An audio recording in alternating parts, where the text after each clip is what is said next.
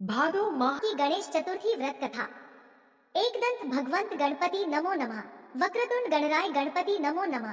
सूपकर्ण गजकर्ण गणपति नमो नमः। भालचंद्र लंबोदर गणपति नमो नमः। ओम नमः शिवाय। जय श्री गणेश। प्रिय भक्त गणों, आज भाद्रपद कृष्ण पक्ष की बहुला गणेश चतुर्थी का व्रत है। इसे भादवा चौथ या हेरम चतुर्थी के नाम से भी जाना जाता है।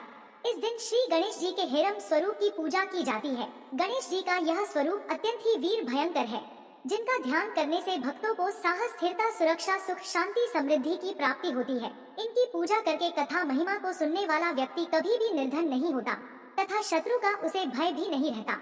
पुत्र पौत्रों से घर सदा हरा भरा रहता है।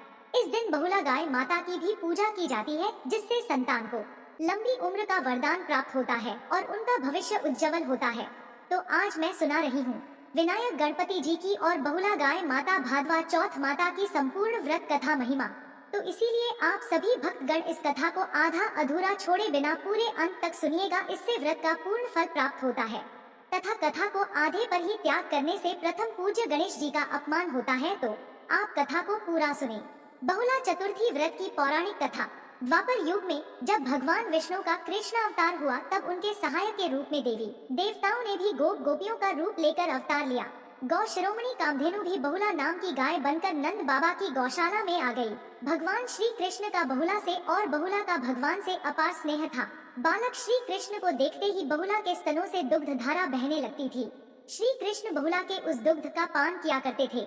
एक बार श्री कृष्ण जी ने बहुला की परीक्षा लेने के विचार से जब बहुला वन में घास चर रही थी, तो उसके सामने सिंह रूप में प्रकट हो गए।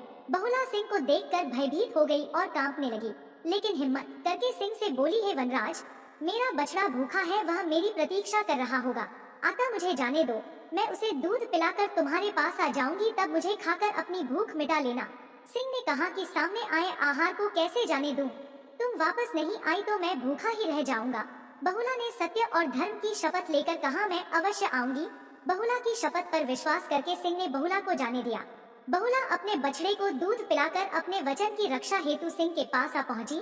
बहुला की सत्य निष्ठा को देखकर श्री कृष्ण जी अत्यंत ही प्रसन्न हुए और अपने वास्तविक स्वरूप में आकर कहा, बहुले, तुम मेरी परीक्षा में सफल हुई। अब से भाद्रपद चतुर्थी के दिन गौ माता के रूप में तुम्हारी पूजा होगी। तुम्हारी पूजा करने वाले को धन और संतान का सुख मिलेगा। बहुला भगवान श्री कृष्ण का आशीर्वाद प्राप्त कर अपने घर लौट आई और अपने बछड़े के साथ आनंद से रहने लगी। तो बोलिए बहुला गाय माता की जय। जय हो श्री कृष्ण भगवान की। प्रिय भक्त गणों, अब आइए श्रवण करते हैं विनायक चतुर्थी भगवान श्री गणेश जी की मुख्य कथा। एक बार पार्वती जी ने गणेश जी से पूछा कि हे पुत्र, भादो मास की कृष्ण चतुर्थी का व्रत, जिसको संकटनाशक चतुर्थी कहा गया है, किस तरह किया जाता है, मुझसे कहिए। गणेश जी बोले, हे माता, भाद्रपद की कृष्ण चतुर्थी संकटनाशक तरह तरह के फलों एवं सिद्धियों को देने वाली है। इसकी पूजा पहले कही गई विधि से ही करनी चाहिए। इस दिन व्रत करके इस कथा को सुनने वाले व्यक्ति को मोक्ष की प्राप्ति होगी तथा उनकी मनोकामनाएं पूर्ण होती है। सो वह इस प्रकार से है। पूर्व काल में एक पुण्य आत्मा और यशस्वी राजा नल हुए। उनकी रूपवती रानी दमयंती नाम से विख्यात थी। राजा नल को एक बार श्रापित होकर राज्य को छोड़ना पड़ा था और रानी से अलग रहने का वियोग सहना पड़ा था। तब रानी ने इस उत्तम व्रत को किया था। पार्वती जी ने गणेश जी से पूछा कि हे पुत्र, दमयंती ने किस तरीके से इस व्रत को किया और किस प्रकार व्रत के असर से 3 महीने के भीतर ही उन्हें अपने पति से मिलने का अवसर मिला, इन सब बातों को आप बताइए। भगवान श्री कृष्ण कहते हैं, हे युधिष्ठिर, पार्वती जी के ऐसा पूछने पर गणपति जी ने जो उत्तर दिया उसे कह रहा हूँ, सुनिए। श्री गणपति जी कहते हैं कि हे माता, राजा नल को बड़ी बड़ी विपत्तियों को झेलना पड़ा। हाथी खाने से हाथियों की और घुड़साल से घोड़ों की चोरी हो गई। डाकुओं द्वारा राजा का खजाना लूट लिया गया। अग्नि की लपटों से उसका सारा महल स्वाहा हो गया।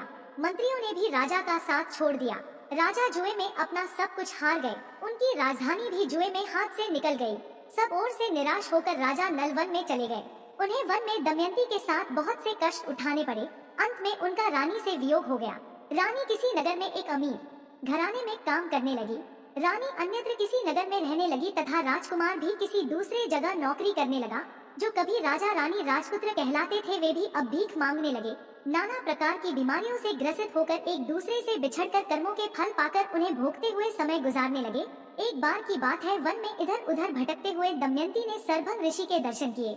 उसने उनके चरणों में मस्तक झुकाकर और हाथ जोड़कर कहा, हे ऋषिराज, मेरे पति मुझे कब मिलेंगे? किस प्रकार मुझे हाथी घोड़ों से सुसज्जित घनी आबादी वाली नगरी मिलेगी? मेरा भाग्य कब उदय होगा? हे मुनि श्रेष्ठ, कृपया आप ही बताइए।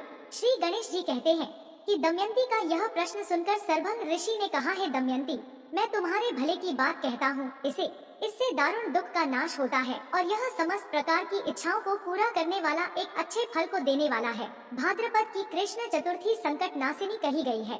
इस दिन स्त्री पुरुषों को एकदंत भगवान हेरम्ब नाम के गणपति जी की आराधना करनी चाहिए। इस व्रत को विधि पूर्वक करने से ही हे रानी तुम्हारी सभी मनोकामनाएं पूर्ण होंगी।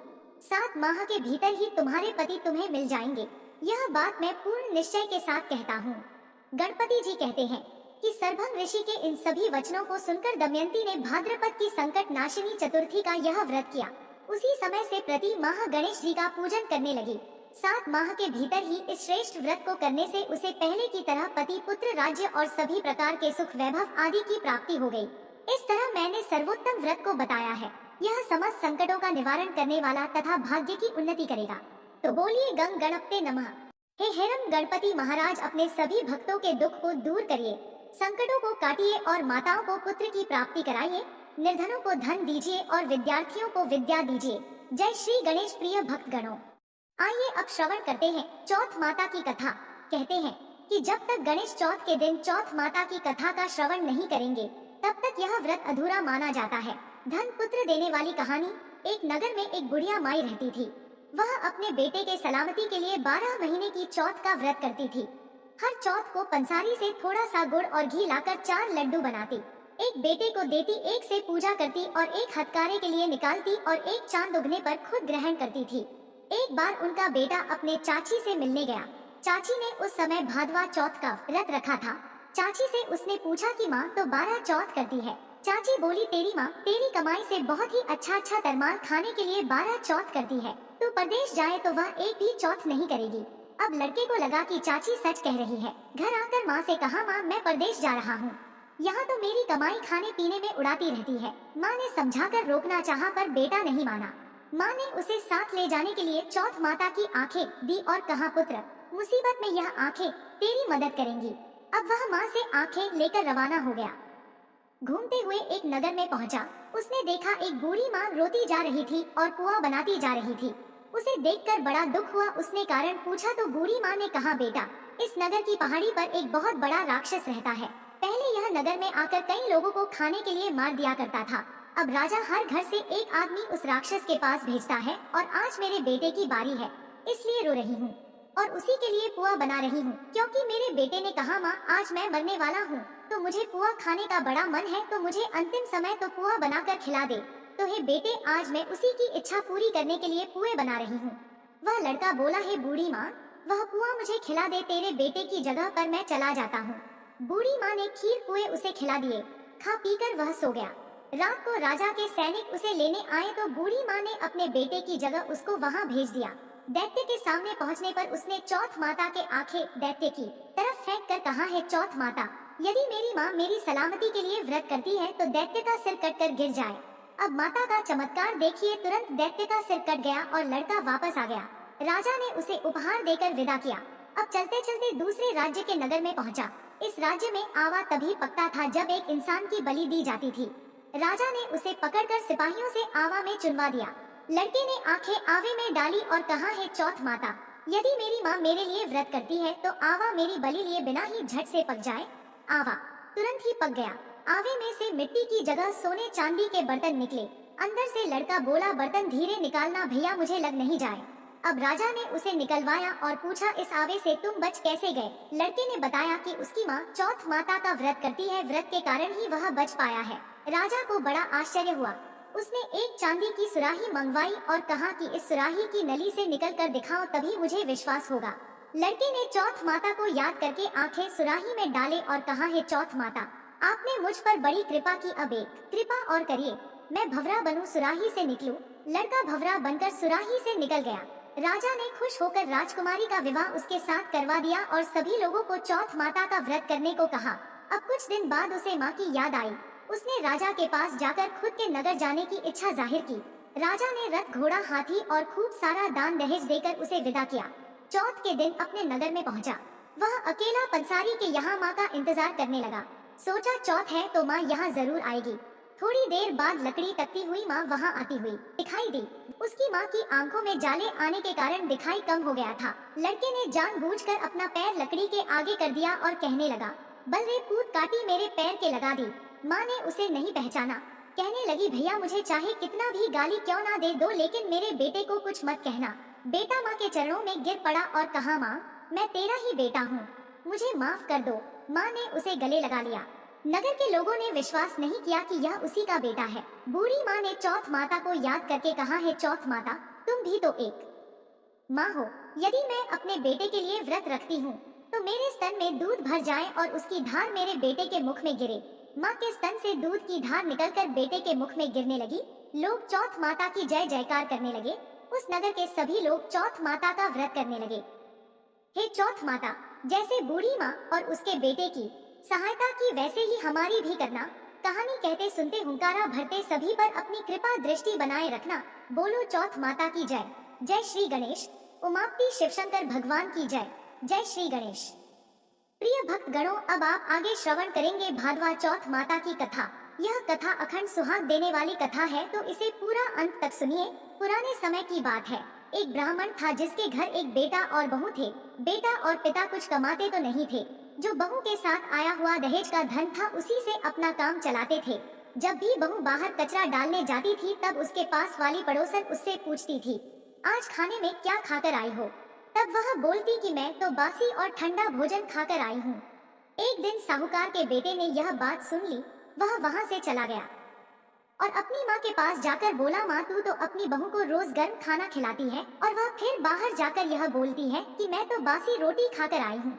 तब माँ ने कहा, बेटा मैं तो चारों थालियों में बराबर गर्म खाना परोसती हूँ। यदि तुम्हें यकीन नहीं हो तो खुद देख लेना। वह अगले दिन तबीयत खराब होने का बहाना बनाकर कंबल ओढ़कर लेट गया। तब उसको यह देखकर आश्चर्य हुआ कि बहू ने तो गरम गरम खीर और खांड का भोजन किया है। और जब बहू बाहर गई तो वह उसके पीछे पीछे जाने लगा। तब पड़ोसन के पूछने पर बहू ने वही बात दोहराई कि मैं तो बासी रोटी खाकर आई हूँ। उसका पति उससे पूछने लगा कि तू अभी अभी तो गर्म खाना खाकर आई है और पड़ोसन से कहती है कि मैं बासी ठंडा रोटी खाकर आई हूँ। तुम झूठ क्यों बोल रही हो? तब उसकी विद्वान पत्नी ने कहा, है पतिदेव, यह ना तो तुम्हारे कमाए हुए पैसे की रोटी है, ना ही तुम्हारे पिताजी के कमाए हुए पैसे की रोटी है। यदि हम इसी तरह बैठे बैठे धन खर्च करते रहेंगे तो यह एक दिन कुएं की पानी की तरह समाप्त हो जाएगा। अब यह सुनकर उसने प्रदेश जाने का विचार कर सुबह उठकर माँ से बोला, माँ मैं कमाने के लिए परदेश जाऊंगा। माँ ने कहा, अपने पास बहुत धन है पुत्र, तुझे परदेश जाने की क्या आवश्यकता है? पर वह नहीं माना और कमाने के लिए परदेश चला गया। पीछे से उसकी पत्नी 12 महीने का चौथ का व्रत करती रही। उसको परदेश में रहते हुए 12 वर्ष व्यतीत हो गए। तब चौथ माता और विनायक जी महाराज ने सोचा कि इसको अब घर बुलाना चाहिए।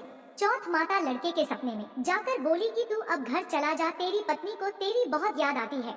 वह बोला कि मैं घर कैसे चला जाऊं, मैंने यहाँ इतना बड़ा कारोबार फैलाया हुआ है। तब चौथ माता ने कहा, तू सुबह एक दीपक जलाकर चौथ माता का नाम लेकर बैठ जाना। जिनके पैसे बकाया है वह पैसे दे जाएंगे और लेने वाले ले जाएंगे।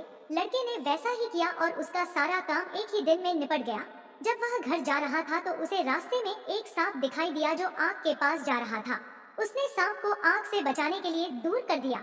ऐसा करने से नागराज क्रोधित हो उठे और कहा कि हे पापी, मैं तो इस नाग योनि से मुक्ति के लिए जा रहा था और तूने मुझे ऐसा नहीं करने दिया, अब मैं तुझे डसूंगा।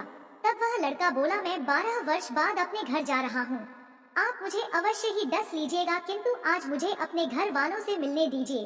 आप कल रात को आकर मुझे डस लेना। नाग ने उसकी शर्त मान ली और वहाँ से चला गया। जब लड़का घर आया तो वह उदास था। उसने अपनी पत्नी के पूछने पर सारी बात बता दी। उसकी पत्नी बहुत ही चतुर थी। उसकी स्त्री ने एक सीढ़ी पर बालू रेत बिछा दी, दूसरी सीढ़ी पर दूध का कटोरा रख दिया, तीसरी सीढ़ी पर फूल माला बिखेर दिए, चौथी पर इत्र छिड़क दिया, पांचवी पर मिठाई रख दी, छठी सीढ़ी पर जव और सातवीं पर रोटी रख दिया। रात को जब सांप आया तो सबसे पहले ठंडी ठंडी रेत में लेट कर आया। फिर दूसरी सीढ़ी पर दूध पीकर कहा कि मैं एक ब्राह्मणी के बेटे को डसता तो नहीं, लेकिन मैंने वचन दिया है इसीलिए डसना पड़ेगा। फिर फूल माला की सीढ़ी से होता हुआ प्रसन्नता पूर्वक इतर की खुशबू लेता हुआ ऊपर की ओर आने लगा। सांप को ऊपर आता हुआ देखकर विनायक जी ने चौथ माता से कहा कि इस ब्राह्मणी के बेटे की रक्षा करनी होगी, क्योंकि इसकी पत्नी इसके लिए चौथ का व्रत करती है, इसका फल तो देना ही पड़ेगा। तब विनायक जी ने सीढ़ी पर रखे हुए आंखों से सुई निकाली और चौथ माता ने रोटी की ढाल बनाई और सांप के आगे लगा दी। विनायक जी ने भी उस सांप के उद्धार के लिए उसे मौत दी और उसकी मुक्ति हो गई। सुबह उस लड़के से मिलने गांव के लोग आने लगे क्योंकि वह 12 वर्ष बाद घर वापस लौटा था। लोगों ने उसे आवाज दी लेकिन वह तो उदास बैठा था, इसलिए कुछ बोला नहीं। जब उन्होंने देखा कि सीढ़ियों पर तो खून पड़ा हुआ है तो वह चिल्लाने रोने चीखने लगे कि ब्राह्मण, आज तो तेरा बेटा मर गया। यह देखकर ब्राह्मणी भी जोर जोर से रोने लगी। आवाज सुनकर उसका बेटा नीचे आया और कहा, माँ, मैं मरा नहीं हूँ, यह तो मुझे डसने के लिए आया हुआ सांप मरा है। यह सब देखकर उसकी पत्नी भी प्रसन्न हो गई कि मेरे पति के प्राण बच गए। उसने चौथ माता को धन्यवाद दिया और कहा, यह तो चौथ माता ने मेरे व्रत करने का फल दिया है। हे चौथ माता, जैसा फल ब्राह्मणी के बेटे को दिया वैसा ही सभी को देना। प्रिय भक्त गणों, अब आप श्री गणेश जी की वह दिव्य कथा सुनेंगे जिस व्रत को करने और जिस कथा को सुनने से गरीब धनवान तथा रोगी रोग मुक्त हो जाते हैं। एक शहर में देवरानी और जेठानी रहती थी। देवरानी गरीब थी और जेठानी अमीर थी। देवरानी गणेश जी की भक्तिन थी। देवरानी का पति जंगल से लकड़ी काटकर बेचता था और अक्सर बीमार रहता था। देवरानी जेठानी के घर का सारा काम करती और बदले में जेठानी बचा हुआ खाना, पुराने कपड़े आदि उसको देती थी। इसी से देवरानी का परिवार चल रहा था। एक बार देवरानी ने तिल चौथ का व्रत किया। 5 रुपए का तिल व गुड़ लाकर तिलकुट्टा बनाया। पूजा करके तिल चौथ की कथा सुनी और तिलकुट्टा छलके में रख दिया। सोचा कि चांद उगने पर पहले तिलकुट्टा और उसके बाद ही कुछ खाएगी। कथा सुनकर वह जेठानी के यहाँ चली गई। खाना बनाकर जेठानी के बच्चे से खाना खाने को कहा तो बच्चे बोले, माँ ने व्रत किया है और माँ भूखी है, जब माँ खाना खाएगी तभी हम भी खाएंगे। जेठ को खाना खाने को बोली तो जेठ बोला, मैं अकेला नहीं खाऊंगा, जब चांद निकलेगा तब सब खाएंगे तभी मैं खाऊंगा। देवरानी ने कहा, मुझे तो घर जाना है इसलिए मुझे खाना दे दो। जेठानी ने कहा, आज तो किसी को भी खाना नहीं मिलेगा, तुम सुबह सवेरे ही बचा हुआ खाना ले जाना। देवरानी उदास मन से घर चली गई। देवरानी के घर पर पति बच्चे सब आस लगाए बैठे थे कि आज तो त्योहार है इसीलिए कुछ पकवान आदि खाने को मिलेंगे। परंतु जब बच्चों को पता चला कि आज तो रोटी भी नहीं मिलेगी तो बच्चे रोने लगे। उसके पति को भी बहुत गुस्सा आया। कहने लगा, सारा दिन काम करके भी 2 रोटी नहीं ला सकती हो तो काम क्यों करती हो। पति ने गुस्से में आकर पत्नी को कपड़े धोने के धोबन से मारा। धोबना हाथ से छूट गया तो पाटे से मारा। वह बेचारी गणेश जी को याद करती हुई रोने लगी। फिर पानी पीकर सो गई। उस दिन गणेश जी देवरानी के सपने में आए और कहने लगे, धोब ने मारी पाटे मारी, सो रही है या जाग रही है। वह बोली, कुछ सो रही हूँ कुछ जाग रही हूँ। गणेश जी बोले, भूख लगी है कुछ खाने को दे दे। देवरानी बोली, क्या दूं, मेरे घर में तो अन्न का एक दाना भी नहीं है। जेठानी बचा खुचा खाना देती थी, आज वो भी नहीं मिला। पूजा का बचा हुआ तिलकुट छलके में पड़ा है, वही खा लो। गणेश जी ने तिलकुटा खाया। उसके बाद कहने लगे, धूप ने मारी पाटे मारी, निपटाई लगी है, कहाँ निपटे। वो बोले, यह पड़ा है घर, जहाँ इच्छा हो वहाँ निपट लो। फिर गणेश जी बोले, अब कहाँ पोछूं। अब देवरानी को बहुत गुस्सा आया कि कब से तंग करे जा रहे हैं। सो बोली, मेरे सर पर पोछो। और कहाँ पोछोगे। सुबह जब देवरानी उठी तो यह देखकर हैरान रह गई कि पूरा घर हीरे मोती से जगमगा रहा है। सिर पर जहाँ विनायक जी पोछने कर गए थे वहाँ हीरे की टीके और बिंदी जगमगा रहे थे। उस दिन देवरानी जेठानी के काम करने नहीं गई। जेठानी ने कुछ देर राह देखी, फिर बच्चों को देवरानी को बुलाने के लिए भेजा। जेठानी ने सोचा कल खाना नहीं दिया था इसलिए शायद देवरानी बुरा मान गई होगी। बच्चे बुलाने गए और बोले, चाची चलो, माँ ने बुलाया है, सारा काम पड़ा है। प्रिय भक्त गणों, दुनिया में चाहे कोई मौका चुप जाए पर देवरानी जेठानी आपस में कहने का मौका नहीं छोड़ती। देवरानी ने कहा, बेटा बहुत दिन तेरी माँ के यहाँ काम कर लिया, अब तुम अपनी माँ को ही मेरे यहाँ काम करने भेज दो। बच्चों ने घर जाकर माँ को बताया चाची का तो पूरा घर हीरे मोतियों से जगमगा रहा है। जेठानी दौड़ती हुई देवरानी के पास आई और पूछा कि यह सब कैसे हुआ। देवरानी ने उसके साथ जो हुआ सब कह डाला। घर लौटकर जेठानी ने कुछ सोचा और अपने पति से कहने लगी, आप मुझे धोबने और पाटे से मारो। उसका पति बोला, भली मानस, मैंने तो कभी तुम पर हाथ भी नहीं उठाया, मैं तुम्हें धोबने और पाटे से कैसे मार सकता हूँ। वह नहीं मानी और जिद करने लगी। मजबूरन पति को उसे मारना पड़ा। मार खाने के बाद उसने ढेर सारा घी डालकर चूरमा बनाया और छलके में रखकर सो गई। रात को चौथ विनायक जी उसके सपने में आए और कहने लगे, भूख लगी है क्या खाऊं।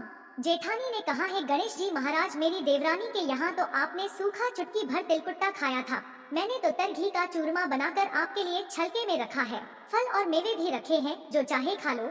गणेश जी बोले, अब निपटे कहाँ। जेठानी बोली, उसके यहाँ तो टूटी फूटी झोपड़ी थी, मेरे यहाँ तो कंचन के महल है, जहाँ चाहो निपट लो। श्री गणेश जी ने पूछा, अब पोछूं कहाँ? जेठानी बोली, मेरे ललाट पर बड़ी सी बिंदी लगाकर पोछ लो। धन की भूखी जेठानी बहुत जल्दी जग उठी। सोचा घर हीरे जवाहरात से भर चुका होगा, पर देखा तो पूरे घर में गंदगी फैली हुई थी। तेज बदबू आ रही थी। उसके सिर पर भी बहुत सी गंदगी लगी हुई थी। उसने कहा, है गणेश जी महाराज, ये आपने क्या किया? मुझसे रूठे और देवरानी पर टूटे। जेठानी ने घर की सफाई करने की बहुत कोशिश करी, परंतु गंदगी और ज्यादा फैल गई। जेठानी के पति को मालूम चला तो वह बहुत ही गुस्सा हुआ और बोला, तेरे पास इतना सब कुछ था, फिर भी तेरा मन नहीं भरा। परेशान होकर चौथ के विनायक जी से मदद की विनती करने लगी। बोली, मुझसे बड़ी भूल हो गई, मुझे क्षमा करना विनायक जी। विनायक जी ने कहा, देवरानी से जलन के कारण तूने जो किया था उसी का फल है। अब तू अपने धन से आधा धन उसे देगी, तभी यह सब साफ होगा। उसने आधा धन तो बांट दिया, किंतु मोहरों की एक हांडी चूल्हे के नीचे गाड़ दी थी। उसने सोचा किसी को पता नहीं चलेगा और उसने उस धन को नहीं बांटा। उसने कहा, हे चौथ विनायक जी, अब तो अपना सब बिखरा समेट लो। वे बोले, पहले चूल्हे के नीचे गड़ी हुई मोहरों की हांडी और ताक पर रखी हुई सुई की भी बराबर बराबर बंटवारा किया जाए। इस प्रकार विनायक जी ने सुई जैसे छोटी सी चीज का भी बंटवारा कराकर अपनी माया समेटी। हे गणेश जी महाराज, जैसे आपने देवरानी पर कृपा करी वैसी सब पर करना। कहानी कहने वाले, सुनने वाले, हुंकारा भरने वाले सब पर करना, किंतु जेठानी को जैसी सजा दी वैसी किसी को मत देना। जय श्री गणेश। ओम नमः शिवाय। पार्वती पते हरे हर महादेव। अब आइए इस कथा को संपूर्ण करने के लिए श्री गणेश जी की आरती और चालीसा का श्रवण करते हैं। तत्पश्चात गणेश जी को नमस्कार करते हुए आप अपना व्रत पूर्ण करें। कर्पूर गौरम करुणावतारम, संसार सारम भुजगेंद्र हारम, सदा वसंतम हृदयारविंदे, भवम भवानी सहितम नमामि। ओम गणेशाय नमः।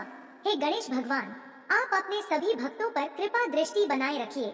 गणपति देव आप सबका शुभ करें, सबका मंगल करें। इस चैनल को सब्सक्राइब, लाइक और शेयर करें। इस कथा को भक्ति भाव से सुनने वाले अपने भक्तों पर कृपा दृष्टि सदैव बनाए रखिएगा। जय श्री गणेश। अगर आप गणेश जी के सच्चे भक्त हैं तो गणपति जी का अनादर न करें और कमेंट में जय श्री गणेश अवश्य लिखें। धन्यवाद।